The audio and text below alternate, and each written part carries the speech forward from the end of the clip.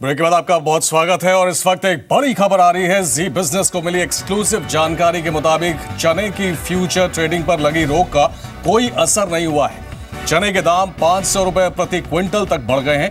दिल्ली की बात करें तो यहां पर वायदा कारोबार पर बैन के 8 दिनों के बाद चने के दाम 7,500 रुपए प्रति क्विंटल तक हो गए हैं। दामों को काबू करने के लिए सरकार ने जितने भी कदम उठाए हैं वो सभी नाकाम साबित हुए हैं। तो फिलहाल दिल्ली के दाम की अगर बात करें तो 7,500 रुपए प्रति क्विंटल चने के दाम है।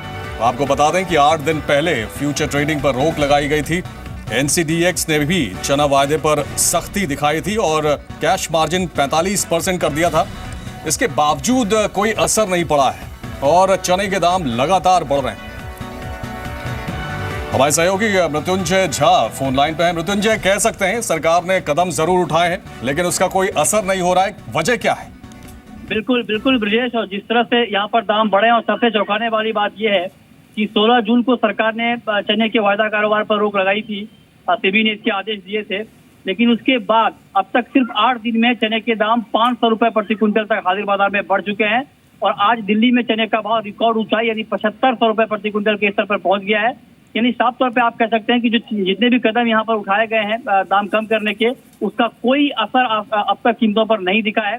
इसके अलावा अगर आप देखें तो सरकार ने भी तमाम कोशिश की है, इंपोर्ट के जरिए सप्लाई बढ़ाने की कोशिश हुई है और साथ ही सरकार ने बफर स्टॉक भी बढ़ाने का फैसला किया है, लेकिन इन तमाम उपायों का अब तक बाजार पे कोई इम्पैक्ट नहीं दिख रहा है और बाजार के जानकार मान रहे हैं कि डिमांड और सप्लाई के बीच बहुत बड़ा मिसमैच है और यही वजह है कि सरकार उसको टैकल नहीं कर पा रही है और सरकार ने अब तक जितनी भी कोशिश की है वो ग्राउंड पे उसका रिफ्लेक्शन नहीं दिख रहा है और ये सबसे बड़ी वजह है जिससे कीमतें आसमान छू रही हैं। और सबसे चौंकाने वाली बात ये भी है कि सरकार और बाजार के अनुमान में बड़ा अंतर है। सरकार ने ये कहा है कि 75 लाख टन के आसपास चने का उत्पादन हुआ है, जबकि बाजार का अनुमान है कि 55 लाख टन से किसी भी हालत में ज्यादा उत्पादन की संभावना यहाँ पर नहीं बन रही है। तो करीब 20 से 25 लाख टन का गैप है बाजार और सरकार के अनुमान में, लेकिन बाजार पर जो प्राइस पर जो इम्पैक्ट है वो बाजार के अनुमान का कहीं ना कहीं ज्यादा असर दिख रहा है और यही वजह की दाम लगातार बढ़ रहा है। तो मृत्युंजय, अब सरकार के पास और क्या उपाय बचते हैं कि कैसे काबू में किया जा सकता है? क्योंकि मार्च की अगर बात की जाए तो मार्च में ये रेट करीब 4,300 के आसपास था और जैसा कि आप बता रहे हैं कि लगातार बढ़ रहा है, तो अब उपाय या रास्ता क्या बचता है?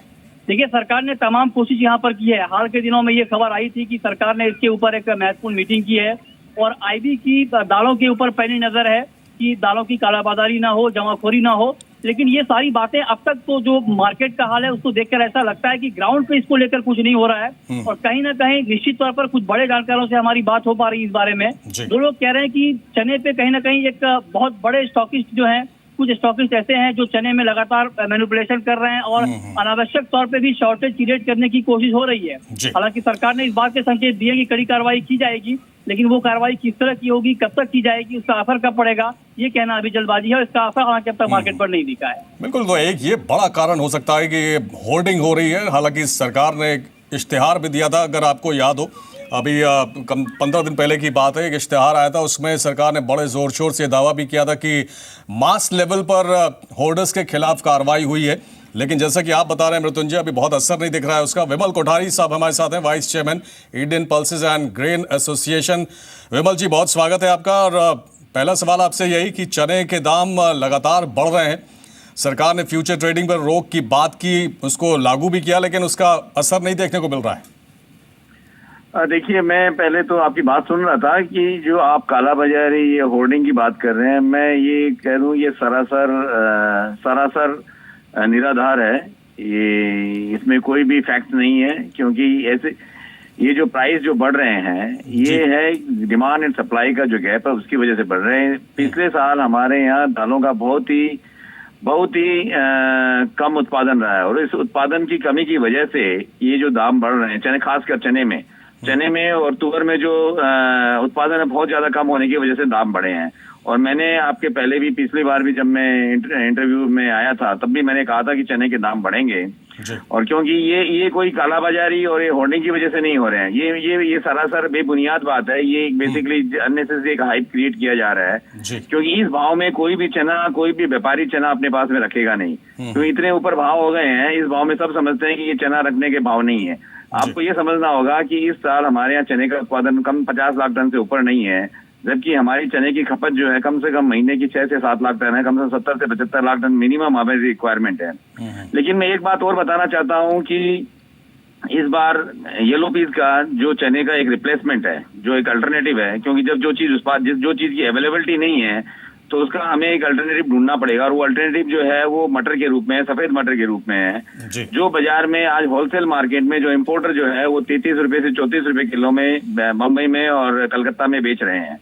तो ये एक बहुत अच्छा अल्टरनेटिव है और ये काफी भारी मात्रा में आ रहा है। नेक्स्ट 3-4 महीना में, नहीं मेरी बात सुनिए, नेक्स्ट 3-4 महीना में कम से कम 15 लाख टन माल हिंदुस्तान में येलो पीस इंपोर्ट होगा कनाडा से और यूरोप से। ये एक ऑल्टरनेट हो सकता है जो मटर की बात आपने की है। विमल जी, अक्टूबर में ऑस्ट्रेलिया से क्रॉप आएगी चने की, जो वहाँ पे भी बहुत बम्पर क्रॉप है, और चूंकि हमारा मानसून शुरू है, मानसून अच्छा लग रहा है, तो मैं समझता हूँ कि प्राइसेस भी धीरे धीरे स्टेबलाइज हो जाएंगे। ऐसी पैनिक की कोई बात नहीं है जी। लेकिन फिर भी हमको 2-3 महीने का इंतजार करना पड़ेगा। लेकिन ये सवाल ये था विमल जी यहाँ पर कि जो फ्यूचर ट्रेडिंग पर रोक लगाई गई है उसका असर भी नहीं देखने को मिल रहा है। और एक बात और है, जो अनुमान की बात है, प्रोडक्शन के अनुमान की बात है, सरकार करीब 75 लाख टन की बात करती है, जबकि कारोबारियों की बात करें तो 45 से 55 लाख टन की बात करते हैं। तो ये भी बड़ा गैप है। हाँ बिल्कुल, आंकड़ों में हम मानते हैं फर्क है वो, लेकिन उस फर्क से जो ग्राउंड रियलिटी वो तो चेंज नहीं हो सकती। अगर जो जिस चीज की कमी है वो कमी बनी रहेगी,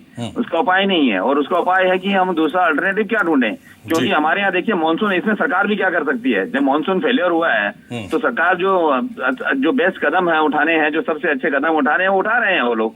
लेकिन जो चीज की अवेलेबिलिटी नहीं है उसका तरीका यही है कि हम दूसरे जो अल्टरनेटिव जो सोर्स हैं हम उनकी तरफ ध्यान दें। आज 35 रुपए किलो में येलो पीस मिल रहा है, जिसका भी चने का बेसन बनता है और येलो पीस का भी बेसन बनता है। ये बहुत अच्छा एक अपने आप का रिप्लेसमेंट है। मैं आपके माध्यम से ये बताना चाहता हूँ कि आपके चैनल के माध्यम से बताना चाहता हूं कि ये बहुत अच्छा रिप्लेसमेंट है। चलिए, एक ऑल्टरनेट सुझा रहे हैं विमल कोठारी साहब कि मटर आप लोगों के लिए अच्छा ऑप्शन हो सकता है, लेकिन लोग क्या इसके लिए तैयार होंगे? बहुत शुक्रिया विमल जी हमसे बात करने के लिए। मृत्युंजय, आपका भी बहुत धन्यवाद।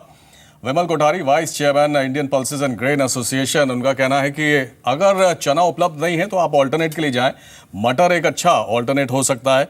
लेकिन फिलहाल सरकार ने जो कदम उठाए हैं चने के दाम को काबू में करने के लिए, वो बहुत ज्यादा असर दिखाते नजर नहीं आ रहे हैं, जमीन पर उतरते नजर नहीं आ रहे हैं।